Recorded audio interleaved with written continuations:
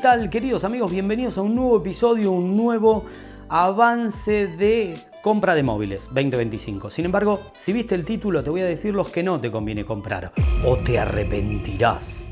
Bueno, no tan así, tampoco es tan grave, ¿viste? Pero yo te recomiendo que no compres estas unidades porque ya estamos en 2025 y te puedo confirmar con el 100% de exactitud que tengo cuatro certezas que van a decirte que no compres estos teléfonos. En 2025 son una mala idea. Sin embargo, dicho esto, voy a hacer un micro paréntesis. Es muy importante que tengamos presente el contexto global por el cual te hago este análisis. Una de las certezas más importantes es que sabemos, porque Apple ya lo anunció oficialmente, que llegará en abril no solamente a la Unión Europea, pero sí, y probablemente es lo que más nos interesa al resto del mundo, en español. Finalmente el mundo hispano va a tener Apple Intelligence en su propio idioma. Ya que este anuncio es tan importante, sí creo que tenés que tener en cuenta que comprar en 2025 un teléfono que no va a soportar el motor de inteligencia artificial de Apple, y vos me vas a decir, mirá, no es muy bueno. Sí, es probable que no sea muy bueno, pero esto es una iteración. Los móviles que tienen menos o hasta 8 GB no van a soportar todas las novedades que se vienen desde el 2024, porque Apple Intelligence le llevó un tiempo salir, pero comprar hoy un móvil que no soporte esas funciones no es buena idea. Por lo tanto, primera certeza, sabemos que en abril va a llegar Apple Intelligence. Es decir, que solo te puedo recomendar, si querés comprar un móvil que soporte el futuro, y no te digo a largo plazo, el futuro inmediato, abril, estamos ya casi en febrero, o sea, no sería una buena idea. Por lo tanto, el iPhone 15 Pro y Pro Max en adelante, todos soportan Apple Intelligence. Es decir, que el 15 y 15 Plus, al no soportar Apple Intelligence, no representarían una compra que vaya a enriquecerse por las funciones, ya que la segunda certeza que tenemos es que el evento de desarrolladores de junio va a traer Apple Intelligence 2.0 y esperamos que llegue un Siri súper natural y absolutamente conversacional, que esté potenciado por microagentes que hagan muchas funciones. Por lo tanto, de cara a lo que se viene en 2025, que probablemente el lanzamiento le lleve todo el 2025 y que finalmente tengamos las últimas betas posiblemente en 2026, pero eso no importa. Si te vas a comprar un teléfono, que por lo menos te dure un año. Entonces, el iPhone 15 Pro y Pro Max en adelante son Go, son buenas ideas de compra. Sin embargo, de ahí para atrás no lo son por dos de las certezas que te adelanté. Ahora bien, me vas a decir, me voy a comprar el 16 Pro Max. Ok. No está mal, es una unidad increíble. Sin embargo, la tercera certeza que tenemos con un intervalo de confianza absoluto es que en septiembre llega la serie 17. Y la serie 17 este año aparentemente trae cambios en las líneas de cámaras, cambios en la resolución de la cámara frontal, es decir, de 12 a 24 megapíxeles, nuevos paneles, nueva tecnología, nueva aislación, nueva batería. Pero fundamentalmente todo parece indicar por los rumores que un nuevo diseño y distribución de cámaras. Por lo tanto, si estás considerando comprarte el tope de gama a solo 5 meses del lanzamiento de la nueva unidad, al menos no es una mala compra, porque es el que yo tengo y es una muy buena compra y va a soportar Apple Intelligence y todo, al menos quiero que lo tengas presente, que este año todo parece indicar que va a haber grandes cambios en el diseño. Es como comprar en diciembre el auto sabiendo que en enero sale un modelo que cambian completamente las líneas. O sea, cuando lo veas en la calle vas a saber que a pesar de que es súper nuevo, es un modelo viejo.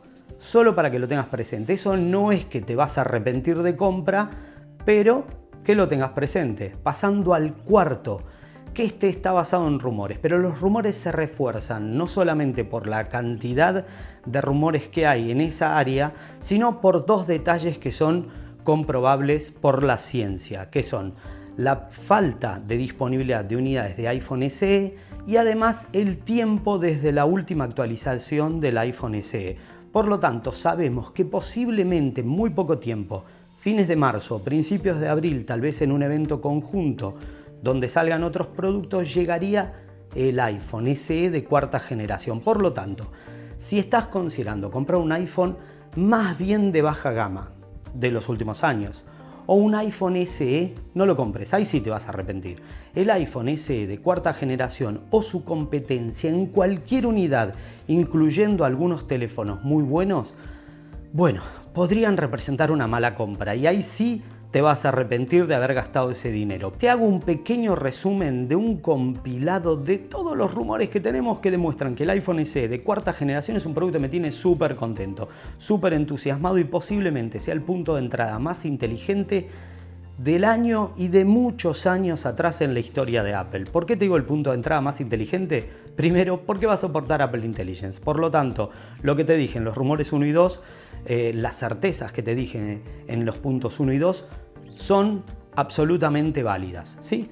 Segundo, el diseño es un diseño muy atractivo, muy interesante, con una cámara trasera que parecería indicar que tiene 48 megapíxeles, por lo tanto, al menos una cámara con funciones dobles, es decir, un X2X, teniendo algunas características de exposición y apertura muy buenas.